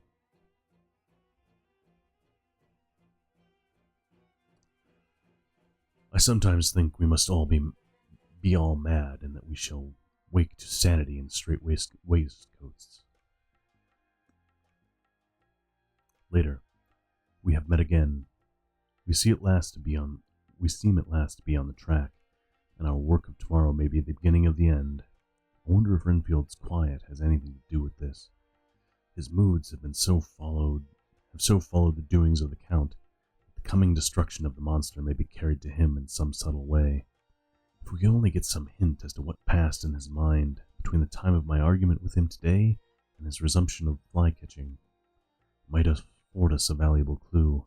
He is now seemingly quiet for a spell. Is he? That wild yell seemed to come from his room. The attendant came bursting into my room and told me that Renfield had somehow met with some accident. He had heard him yell, and when he went to him, found him lying on his face on the floor, all covered with blood. I must go at once. Dr. Seward's Diary, 3rd October. Let me put down with exactness all that happened, as well I can remember, since I last made an entry. Not a detail that I can recall must be forgotten. In all calmness, I must proceed. When I came to Renfield's room, I found him lying on the floor on his left side in a glittering pool of blood. When I went to move in, it became at once apparent that he had received some terrible injuries. There seemed none of the unity of purpose between the parts of the body which marks even lethargic sanity. As the face was exposed, I could see that it was horribly bruised, as though it had been beaten against the floor. Indeed, it was from the face wounds that the pool of blood originated. The attendant, who was kneeling beside the body, said to me as we turned him over, "I think, sir, his back is broken. See, both his right arm and leg, the whole side of his face are paralyzed." How such a thing could have happened puzzled the attendant beyond measure. He seemed quite bewildered, and his brows were gathered as he said, "I can't understand the two things. He could mark his face like that by beating his own head on the floor. I saw a young woman do it once in Eversfield Asylum, before anyone could lay hands on her. And I suppose he might have broken his neck by falling out of bed, if he'd got it in an awkward kink. But for the life of me, I can't imagine how the two things occurred. If his back was broke, he couldn't beat his head, and if his face was like that before he fell out of bed, there would be marks of it." I said to him, "Go to Dr. Van Helsing and ask him to kindly come here at once. I want him without an instant's delay." The man ran off, and within a few minutes the professor, in his dressing gown and slippers, appeared. When he saw Renfield on the ground, he looked keenly at him a moment, and then turned to me. I think he recognized my thought in my eyes, for he said very quietly, manifestly for the ears of the attendant, "Ah, sad accident. He will need very, very careful watching, and much attention.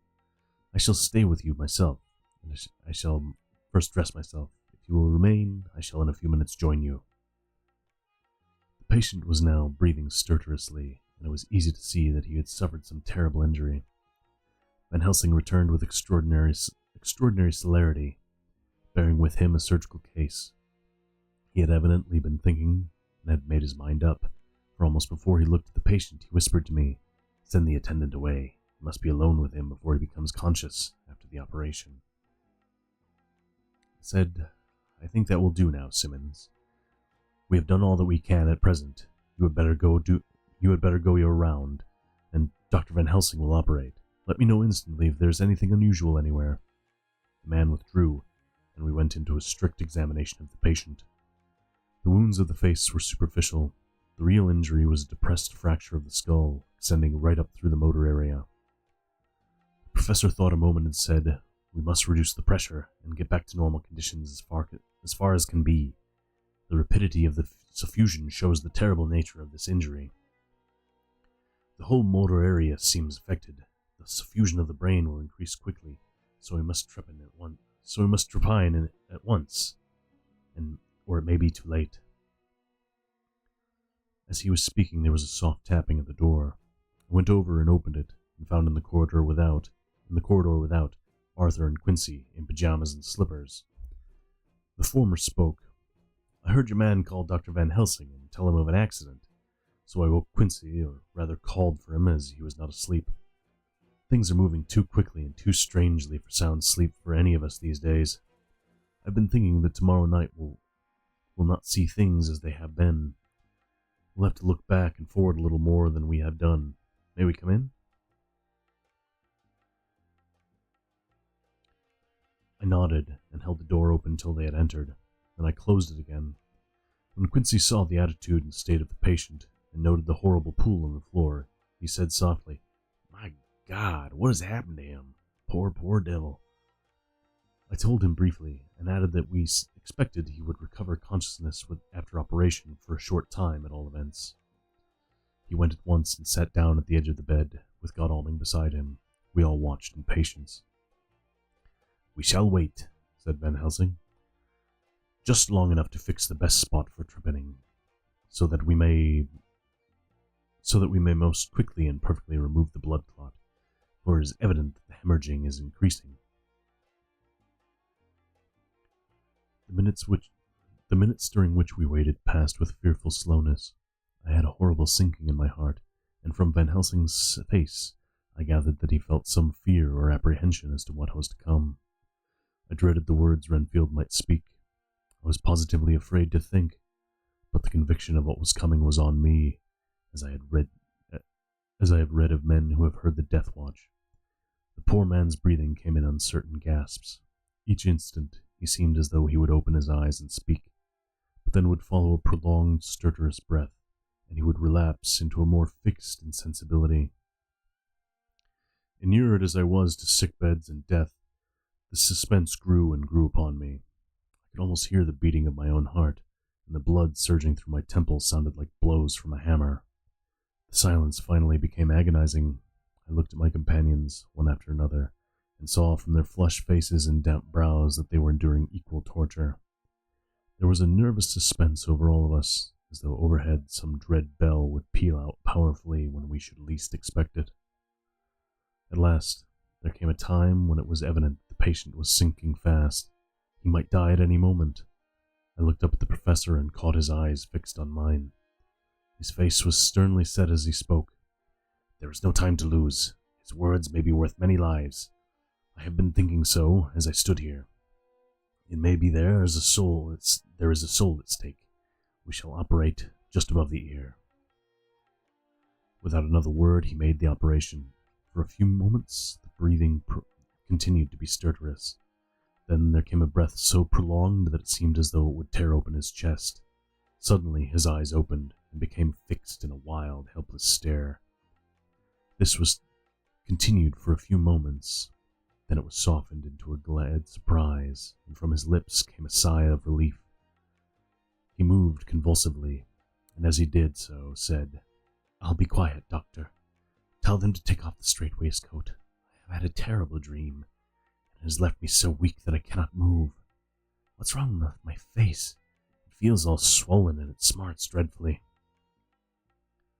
He tried to turn his head, and even with the effort, his eyes seemed to grow glassy again, so I gently put it back. Then Van Helsing said in a quiet, grave tone, "Tell us your dream, Mr. Renfield." As he heard the voice, his face brightened through its mutilation, and he said, "That is Dr. Van Helsing. How good it is of you to be here. Give me some water. My lips are dry. I shall try to tell you. I dreamed." He stopped and seemed fainting. I called quietly to Quincy, "The brandy. It is in my study. Quick." He flew and returned with a glass, a decanter of brandy, and a carafe of water. We moistened the parched lips, and the patient quickly revived. It seemed, however, that his poor injured brain had been working in the interval, for when he was quite conscious, he looked at me piercingly with an agonized confusion which I shall never forget, and said, "I must not deceive myself. It was no dream, but all a grim reality." And his eyes roved round the room. As they caught sight of the two figures sitting patiently on the edge of the bed, he went, "If I were not so sure already, I would know from them." For an instant his eyes closed, not with pain or sleep, but voluntarily, as though he were bringing all of his faculties to bear. When he opened them, he said hurriedly, and with more energy than he had yet displayed, "Quick, doctor, quick, I am dying. I feel that I have but a few minutes, and then I must go back to death, or worse, wet my lips with brandy again. I have something that I must say before I die, or before my poor crushed brain dies anyhow. Thank you. It was that night before you left me, when I implored you to let me go away. I couldn't speak then, for I felt my tongue was tied. But I was as sane then, except in that way, as I am now. I was in an agony of despair for a long time after you left me. It seemed hours. Then there came a sudden peace to me. My brain seemed to become cool again, and I realized where I was. I heard the Bark's dog behind our house, but not where he was." As he spoke, Van Helsing's eyes never blinked, but his hand came out and met mine and gripped it hard. He did not, however, betray himself. He nodded slightly and said, "Go on," in a low voice. Renfield proceeded. He came up to the window in the mist as I had seen him often before. But he was solid then, not a ghost, and his eyes were fierce like a man's when angry. He was laughing with his red mouth. Sharp white teeth glinted in the moonlight when he turned to look back over the belt of trees to where the dogs were barking. I wouldn't ask him to come at first, though I knew he wanted to, just as he had wanted all along. Then he began promising me things, not in words, but by doing them. He was interrupted by a word from the professor. "How?" "By making them happen, just as he used to send the flies when the sun was shining. Great big fat ones with steel and sapphire on their wings. Big moths in the night with skull and crossbones on their backs." Van Helsing nodded to him as he whispered to me unconsciously, "The Acherontia atropos of the Sphinges, what you call the death's head moth?" The patient went on without stopping. Then he began to whisper, "Rats, rats, rats. Hundreds, thousands, millions of them, and every one a life. And dogs to eat them, and cats too, all lives, all red blood, with years of life in it, and not merely buzzing flies." I laughed at him, for I wanted to see what he could do. Then the dogs howled, away beyond the dark trees in his house. He beckoned me to the window. I got up and looked out, and he raised his hands and seemed to call out without using any words. A dark mass spread over the grass, coming on like the shape of a flame of fire. And then he moved the mist to the right and left, and I could see that there were thousands of rats with their eyes blazing red, like his, only smaller. He held up his hand, and they all stopped, and I thought he seemed to be saying, "All these lives I will give you, aye, and many more and greater through countless ages, if you will fall down and worship me." And then a red cloud, like the color of blood, seemed to cover over his eyes, and before I knew what I was doing, I found myself opening the sash and saying to him, "Come in, lord and master." The rats were all gone, but he slid in the room through the sash, that was only open an inch wide, just as the moon herself has often come in through the tiniest crack, and has stood before me in all her size and splendor.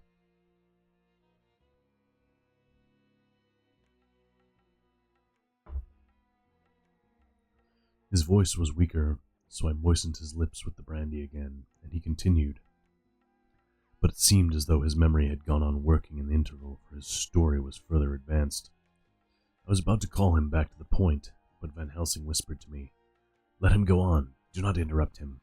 He cannot go back, and maybe could not proceed at all if once he lost the thread of his thought." He proceeded. "All day I waited to hear from him, and he did not send me anything, not even a blowfly, and when the moon got up, I was pretty angry with him. When he did slide in through the window, though it was shut, and did not even knock, I got mad with him.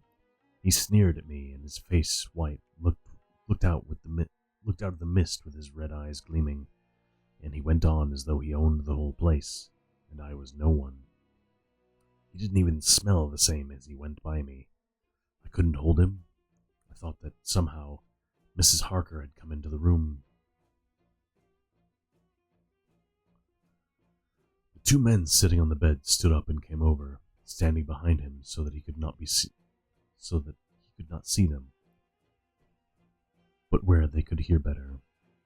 They were both silent, but the professor started and quivered. His face, however, grew grimmer and sterner still. Renfield went on without noticing. "Mrs. Harker came in to see me this afternoon. She wasn't the same. It was like tea after the teapot has been watered." Here we all moved and no one said a word. He went on. "I didn't know that she was here till she spoke, and she didn't look the same. I don't care for the pale people. I like them with lots of blood in them, and hers all seemed to have run out. I didn't think of it at the time, but when she went away I began to think, and it made me mad to know that he had been taking the life out of her. I could feel that the rest quivered as I did, but we remained otherwise still. So when he came tonight, I was ready for him. I saw the mist stealing in, and I grabbed it tight. I had heard that madmen have unnatural strength, and as I knew I was a madman, at times anyhow, I resolved to use my power. And he felt it too, for he had to come out of the mist to struggle with me. I held tight, and I thought I was going to win, for I didn't mean him to take any more of her life, till I saw his eyes. They burned into me, and my strength became like water. He slipped through it, and when I tried to cling to him, he raised me up and flung me down. There was a red cloud before me, and a noise like thunder, and the mist seemed to steal away under the door." His voice was becoming fainter, his breath more stertorous. Van Helsing stood up instinctively. "We know the worst now. He is here, and we know his purpose. It may be too late. Let us be armed, the same as we were the other night, but lose no time. There is not an instant to spare."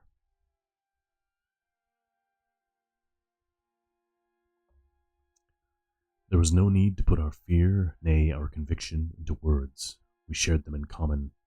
We all hurried and took from our rooms the same things which we had when we entered the Count's house. The professor had his ready, and as we met in the corridor, he pointed to them significantly as he said, "They never leave me, and they shall not till this unhappy business is over. Be wise also, my friends.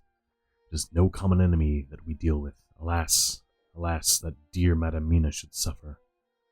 He stopped. His voice was breaking.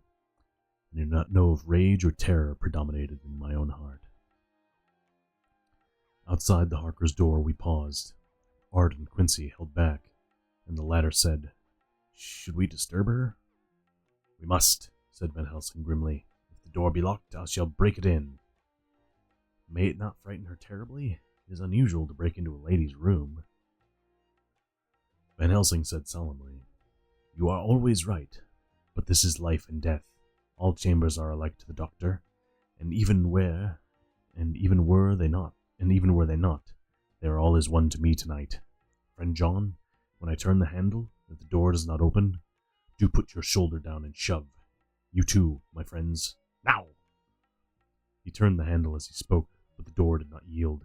We threw ourselves against it. With a crash, it burst open, and we almost fell headlong into the room. The professor did actually fall, and I saw across him as he gathered himself up from that. And I saw across him as he gathered himself up from hands and knees. What I saw appalled me.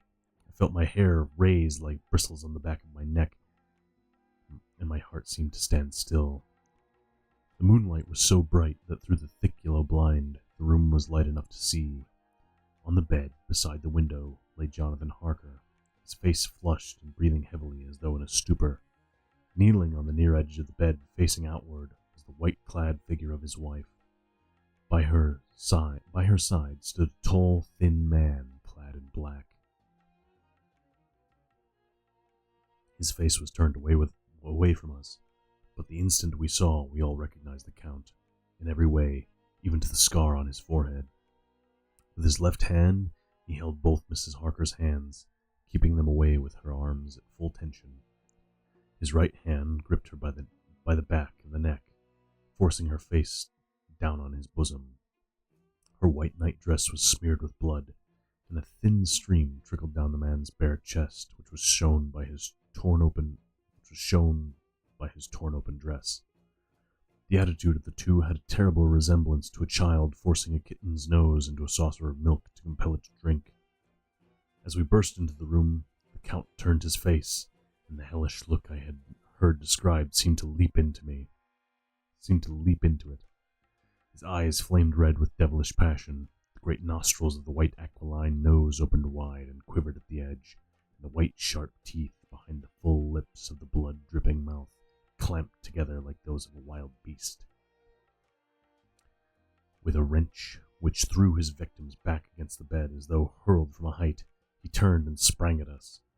But by this time the professor had gained his feet and was holding towards him the envelope which contained the sacred wafer. The Count suddenly stopped, just as poor Lucy had done outside the tomb, and cowered back. Further and further back he cowered, as we, lifting our crucifixes, advanced. The moonlight suddenly failed, as a great black cloud sailed across the sky, and when the gaslight sprang up under Quincy's match, we saw nothing but a faint vapor. This, as we looked, trailed under the door, which with the recoil from its bursting open, had swung back to its old position. Van Helsing, Art, and I moved forward to Mrs. Harker, who by this time had drawn her breath, and with it had given a scream so wild, so ear-piercing, so despairing that it seemed to me now that it will ring in my ears until my dying day. For a few seconds she lay in her helpless attitude, in disarray. Her face was ghastly with a pallor which was accentuated by the blood which smeared her lips and cheeks and chin. From her throat trickled a thin stream of blood. Her eyes were mad with terror, and she put before her face her poor crushed hands, which bore on their whiteness the red mark of the Count's terrible grip, and from behind them came a low, desolate wail which made the terrible scream seem only the quick expression of an endless grief.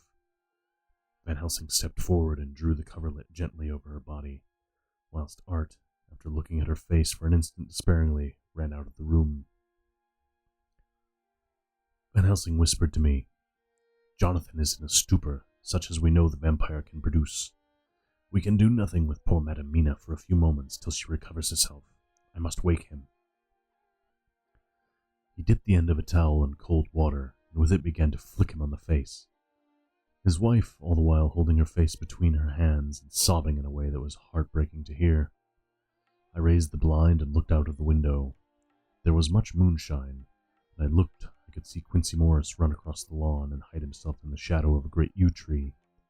It puzzled me to think why he was doing this, but at the instant I heard Harker's quick exclamation as he woke to partial consciousness and turned to the bed. On his face, as there might well be, was a look of wild amazement. He seemed dazed for a few seconds, and then full consciousness seemed to burst upon him all at once. He started up.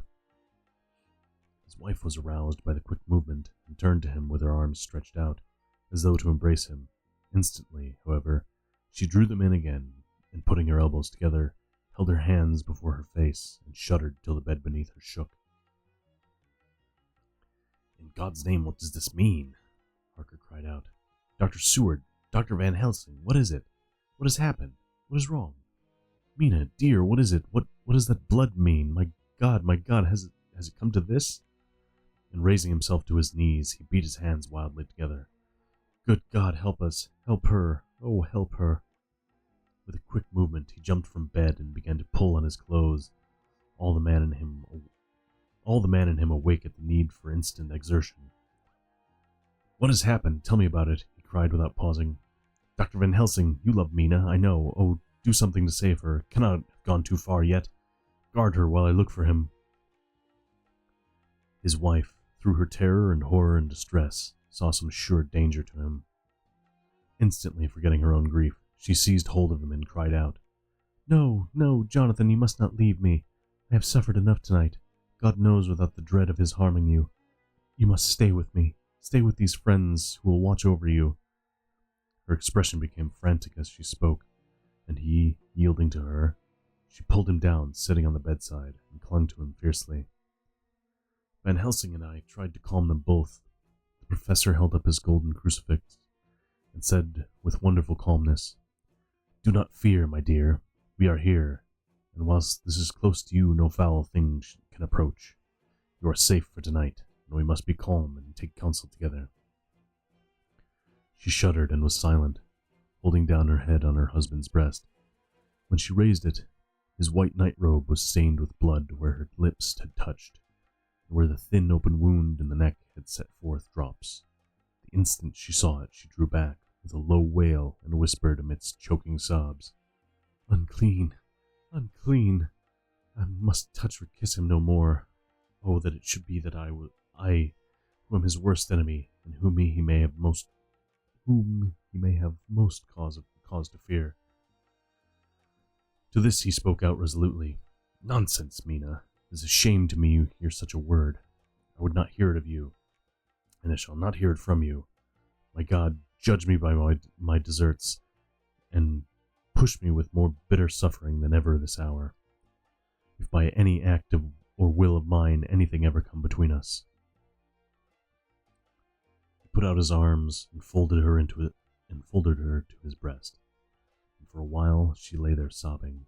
He looked at us over her bowed head, with eyes that blinked damply above his quivering nostrils. His mouth was set as steel. After a while, her sobs became less frequent and more faint, and then he said to me, speaking with a studied calmness, which I felt tried his nervous power to the utmost, "And now, Dr. Seward, tell me all about it. Too well I know the broad fact. Tell me all that has been." I told him exactly what had happened, and he listened with seeming impassiveness, but his nostrils twitched and his eyes blazed, and I told how the ruthless hands of the Count had held his wife in that terrible and horrid position, with her mouth to the open wound in his breast. It interested me, even at that moment, to see that whilst the face of white set passion worked convulsively over the bowed head, the hands tenderly and lovingly stroked the ruffled hair. Just as I had finished, Quincy and Godalming knocked at the door. They entered in obedience to our summons. Van Helsing looked at me questioningly. I understood him to mean if we were to take advantage of their coming to divert, if possible, the thoughts of the unhappy husband and wife from each other and from themselves. So on nodding acquiescence to him, he asked them what they had seen or done, to which Lord Godalming answered, "I could not see him anywhere in the passage, or in any of our rooms. I looked in the study, but though he had been there, he had gone. He had, however—" He stopped suddenly, looking at the poor drooping figure on the bed. Van Helsing said gravely, "Go on, friend Arthur. We want here no more concealments. We want here no more concealments. Our hope now is in knowing all. Tell freely. So Art went on. He had been there, and though it could only have been for a few seconds, he made rare hay of the place. All the manuscript had been burned. The blue flames were flickering amongst the white ashes. The cylinders of your phonograph, too, were thrown on the fire, and the wax had helped the flames. Here I interrupted. Thank God there is the other copy in the safe. His face lit for a moment, but fell again as he went on. I ran downstairs then, but could see no sign of him. I looked into Renfield's room, but there was no trace there except... Again he paused. Go on, said Harker hoarsely. So he bowed his head and moistened his lips with his tongue and added, except that the poor fellow is dead. Mrs. Harker raised her head, looking from one of the other of us. She said solemnly, God's will be done. I could not but feel that Art was keeping back something. But as I took it, that was his purpose. I said nothing. Van Helsing turned to Morris and asked, And you, friend Quincy, have you any to tell? A little, he answered. It may be much eventually, but at present I can't say. I thought it well to know if possible where the Count would go when he left the house. I did not see him, but I saw a bat rise from Renfield's window and flap westward. I expected to see him in some shape go back to Carfax, but he evidently sought some other lair. He will not be back tonight, for the sky is reddening in the east and the dawn is close. We must work tomorrow. He said the latter words through his shut teeth. For a space of perhaps a couple of minutes there was silence, and I could fancy that I could hear the sound of our hearts beating. Then Van Helsing said, placing his hand tenderly on Mrs. Harker's head, And now, Madam Mina, poor dear Madam Mina, tell us exactly what happened. God knows that I do not want you to be pained, but it is need that we know all. For now, more than ever, has all work to be done quick and sharp, and in deadly earnest. The day is close to us that must end all. If it may be so, now is the chance that we may live and learn.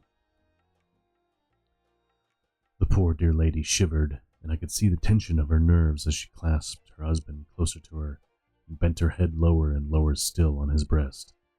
Then she raised her head proudly and held out one hand to Van Helsing, who took it in his, and after stooping and kissing it reverently, held it fast. The other hand was locked in that of her husband, who held his other arm thrown round her protectingly. After a pause in which she was evidently ordering her thoughts, she began. I took the sleeping draught which you had so kindly given me, but for a long time it did not act. I seemed to become more wakeful, and myriads of horrible fancies began to crowd in upon my mind, all of them connected with death and vampires, with blood and pain and trouble. Her husband involuntarily groaned as she turned to him and said lovingly, Do not fret, dear. You must be brave and strong and help me through the horrible task. If you only knew what an effort it is to me to tell of this fearful thing at all, you would understand how much I need your help. Well, I saw I must try to help medicine to its work with my will, if it was to do me any good, so I resolutely set myself to sleep.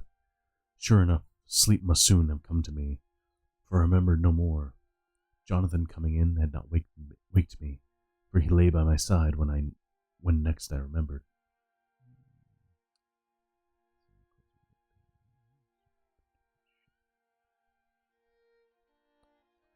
I think we may have just blown through the ad break a moment ago. I didn't really notice. Regardless, I need to take a moment to refill my water. Please all do the same. Get yourself a little water, get yourself a stretch. Yeah, say an affirmation. Do something good for yourself. I'll be back in a moment.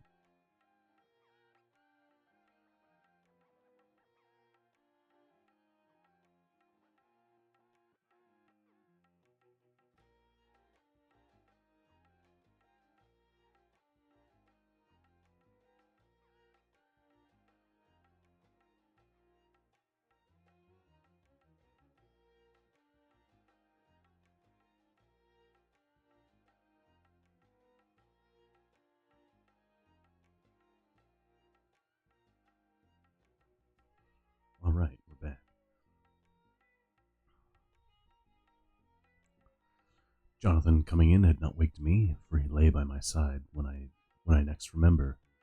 There was in the room the same thin white mist that I had before noticed. But I forgot now. If you know of this, you will find it in my diary, which I shall show you later. I felt the same vague terror which had come to me before, and the same sense of some presence. I turned to wake Jonathan, but found that he slept so soundly that it seemed as if it was he who had taken the sleeping draught, and not I.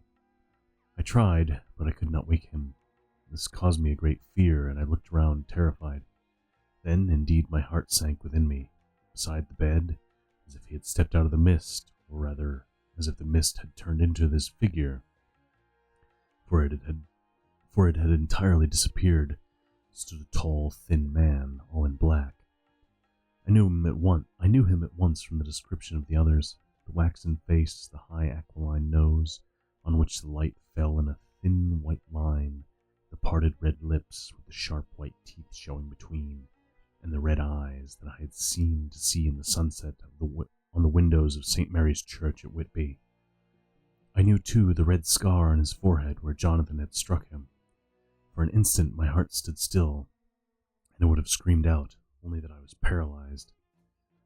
In the pause he spoke in a sort of keen, cutting whisper, pointing as he spoke to Jonathan. "Silence! If you make a sound, I shall take him and dash his brains out before your very eyes." I was appalled and was too bewildered to do or say anything. With a mocking smile, he placed one hand upon my shoulder, and holding me tight, bared my throat with the other, saying as he did so, "First, a little refreshment to reward my exertions. You may as well be quiet. It is not the first time or the second that your veins have appeased my thirst." I was bewildered, and strangely enough, I did not want to hinder him. I suppose it is a part of the horrible curse that such is when his touch is on his victim. And oh God, my God, pity me. He placed his reeking lips upon my throat. Her husband groaned again. She clasped his hand harder and looked at him pityingly, as if he were the injured one, and went on. I felt my strength fading away, and I was in a half swoon. How long this horrible thing lasted, I know not, but it seemed that a long time must have passed before he took his foul, awful, sneering mouth away. I saw it drip with the fresh blood. The remembrance seemed for a while to overpower her, and she drooped and would have sunk down but for her husband's sustaining arm. With a great effort she recovered herself and went on.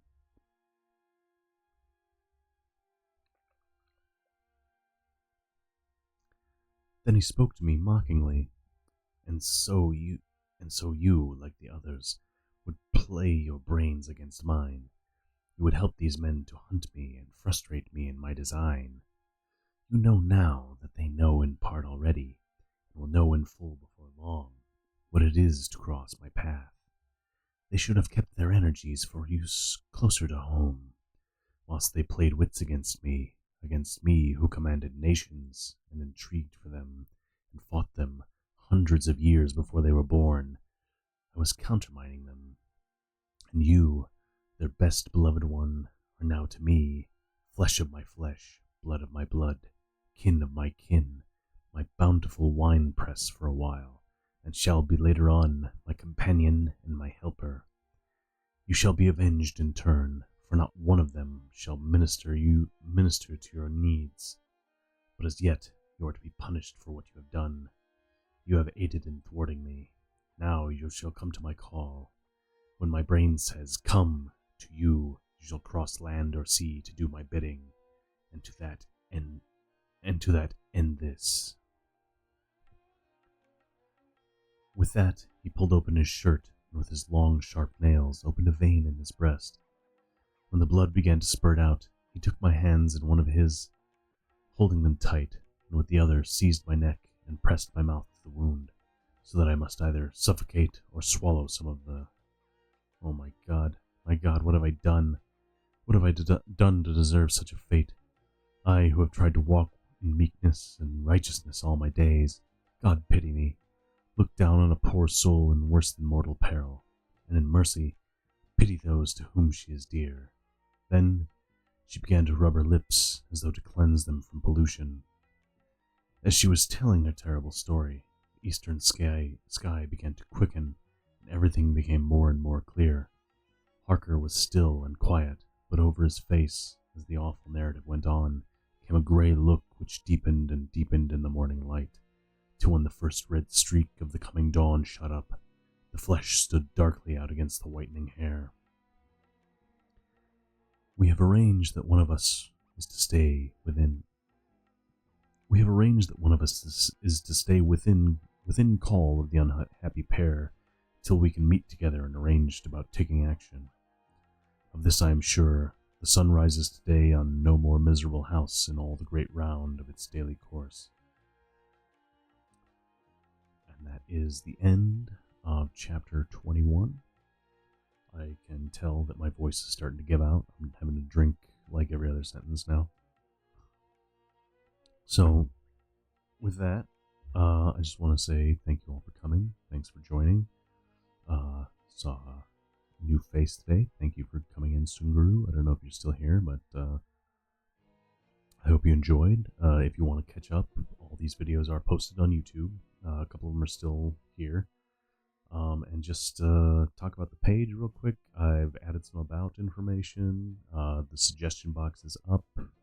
If you want, there's a Discord command in the chat. You can do that to get into my server.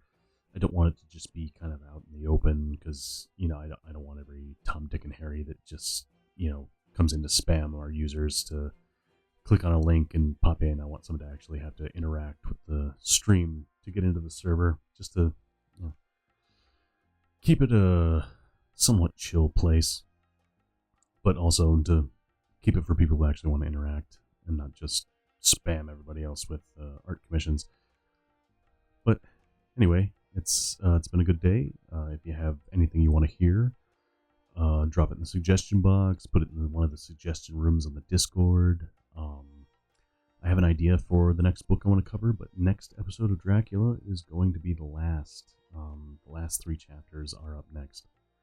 So I just want to say thank you all again for coming, and I want you to have a great day. We are going to find someone to raid before this ad starts. Let's see who's on. Why doesn't it show me who's on? Twitch. Who's online? Cece's on. I'm gonna raid Cece. Yeah, let's raid Cece. Raiding Cece.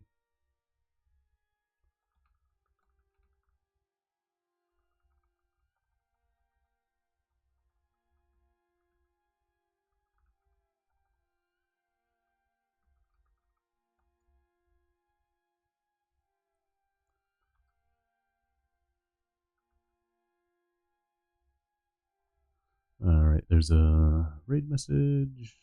Raid. Following Crimson. Where's Crimson Circuits? Crimson Circuits. Starting the raid.